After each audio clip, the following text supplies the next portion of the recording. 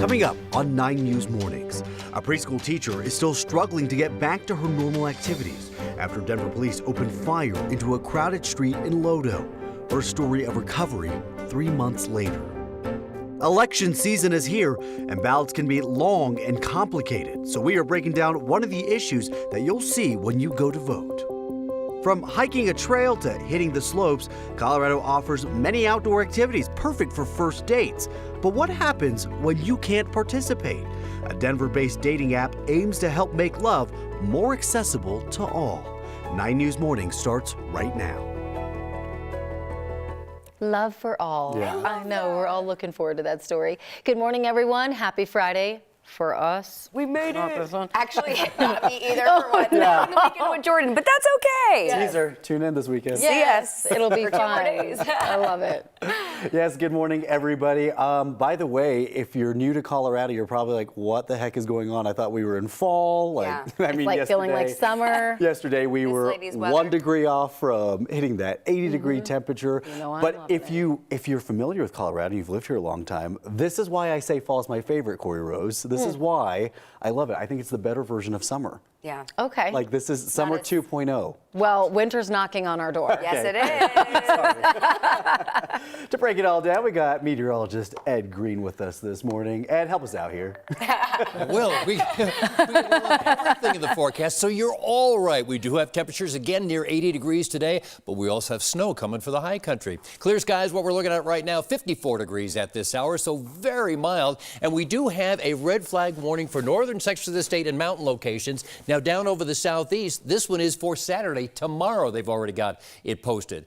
Denver, mostly sunny skies today, very warm, 79 degrees. Then for Saturday, 75 degrees, still warm with sunny skies. Then here comes the front, 65 degrees, new system bringing us some possible rain showers. And then Monday, an isolated shower, but cooler still behind another front, 53. And then we stay in the 50s for your Tuesday and Wednesday with partly cloudy skies. Ed, thank you so much. Let's talk about what the commute looks like this Friday morning. This is our CDOT camera at I-70 and Wadsworth, and boy, are we quiet. Nice thing to see on a Friday morning commute. No major rush out the door. We do have a reported fire medical incident at this hour in the Englewood area. This is on Quincy Avenue and Bannock Street, so headed that way, just something to watch out for. You may see a lane blocked. Quick travel times on I-70 both ways between I-25 and 225. You're looking at just a 7-minute travel time. Do want to remind you we've got this paving again from overnight.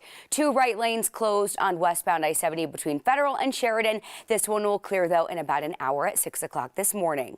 Erica, thank you so much.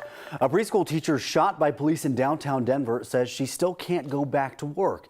It's now been more than 3 months since Denver officers opened fire on a crowded street at closing time in Lodo. The shooting hurt 6 people and a suspect. It happened as the bars let out in Lodo in July. Police say they were trying to stop an armed suspect who they say pulled a gun. The preschool teacher tells our Cole Sullivan that the officer should be held accountable because that night has changed her life. 3 months of hell. Angelica Ray went to Lodo celebrating her promotion to lead preschool teacher. Now she wishes she'd never gone. Because then I'd still be living a normal life. I would still be able to go to work. I would be able to drive. The 23-year-old had just arrived at 20th and Larimer. You can see her in this video police released. When officers started shooting, she tried to run, but fell when she says a police bullet nicked an artery in her calf. I was losing a lot of blood and I kept going in and out of consciousness. Police say they were trying to stop an armed suspect who had just gotten into a fight. They say he pulled a gun and officers took care to avoid hitting people in the crowd. But 6 bystanders, including Angelica Ray, got hurt. This is the exit wound of the gunshot. Ray says her family had to help her relearn how to climb stairs. It's hard because my grandma was also helping me, and my grandma should not be taking care of me. I should be taking care of her at 23 years old. Her lawyer says they plan to sue. A grand jury is investigating the officers. Ray wants them held accountable. If this was somebody else and not the police, then it would be a whole different story. She's going to physical therapy to learn how to walk without a crutch. In the next month or two, she hopes to return to her preschool and to the promotion she went out to celebrate. Can't really work with children if you're on a crutch and can't really run after them. The man police were aiming at appeared in court yesterday. He is still in jail and will have a preliminary hearing next month.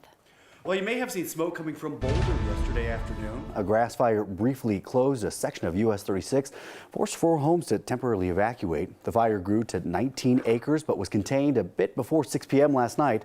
The cause of that fire, though, still under investigation this morning. This morning, we have our 3rd red flag warning day in a row. It'll be in effect for northern border areas near the Wyoming and Nebraska areas. There are also critical fire weather expected near Greeley up to Cheyenne, Wyoming. We're going to have more on the fire warnings in Ed's full forecast coming up. 2 years ago today, one of Colorado's worst wildfires. The East Troublesome Fire began its unprecedented race through Grand County. The fire burned into Grand Lake, killing 2 people and destroying more than 360 homes. From there, the fire jumped the Continental Divide and burned through Rocky Mountain National Park. It forced all of Estes Park to evacuate under dark orange skies. Wow. Fortunately, though, a change in winds and fire prevention work slowed it down and spared the town from what firefighters say could have been a worst-case scenario. The fire became Colorado's 2nd largest on record, burning more than 193,000 acres or 300 square miles. We still don't know exactly how it started. Those pictures with the orange skies behind as they're evacuating blows my mind. Absolutely so insane. New this morning, 2 women living here in Colorado are launching a new dating app. Only this one's a little different than the well-known ones, maybe like Bumble, Tinder, or even Hinge. It's designed for people with disabilities to meet their match. 9 News reporter John Glasgow is following this story for us. John, the idea for the app stems from a personal story of struggling to meet someone. Yeah, that's exactly right. This is Alexa and Jacqueline Child and their sisters who say dating in Colorado hasn't been easy. For Jacqueline, she's had a history of health issues. Some of those issues she felt were maybe too personal to disclose up front on a profile. And when she would set up dates and her match found out what she was living with, they rejected her in a very bad way. Now she's on a mission to make dating with a disability easier and more open. The dating app is called Dateability. It's designed to make dating a welcoming, non-judgmental place for disabled and chronically ill people. When people sign up, they list what health conditions they have, a way of disclosing to their potential partners the challenges that they deal with every day. For example, in Jacqueline's case, hiking would not be an option for her first dates, and she had hip surgery, and it's not open to everyone, including, this app rather is open to everyone. They want people who don't have health conditions to be a little bit more understanding and meet somebody who maybe they could care for. We haven't had a safe space like this where we're able to just right off the bat disclose our health situation and the deepest things about us. But we really do hope that non-disabled and able-bodied people are able and willing to join the app, just because I think it makes life a little more interesting when not everyone looks like you. So Dateability launches today. Jacqueline and Alexa say that they've had all kinds of interest since they've told people what they've been working on here for months. Jacqueline is excited about the launch of the app today, but she's also excited about using the app as well and hopefully meeting somebody. But no matter what happens with the app, the hope is that they can lead this to a valuable discussion about accessibility and ableism when it comes to the dating scene, because it's so important. You know, people want to meet people, but they don't want to list stuff like that's so personal up front that's going to limit the pool of who they can date. Well, and it's all about confidence too in the dating pool. Maybe this is something that they can put themselves out there in a way that they don't feel as vulnerable doing so. I feel like it's also kind of challenging in Colorado because there's so many adventurous, outdoorsy people, right? They expect you to want to hike and bike and climb and do all these things, and that's not always the case for everyone. Yeah, and everybody maybe wants to go out socially and have drinks, or maybe you can't do that. You know, and like you say, climb a mountain may not be a possibility. Also with the pandemic, a lot of people have had chronic illnesses because of it. So this is timely. And also too, they say that they plan to take the harassment that could possibly come from this, from people that are on the app, very seriously. So they're going to be watching that very closely. It's something you don't always think about, but we absolutely should be thinking about in this case. John, this is a great story. It is a really good story. John, thank you.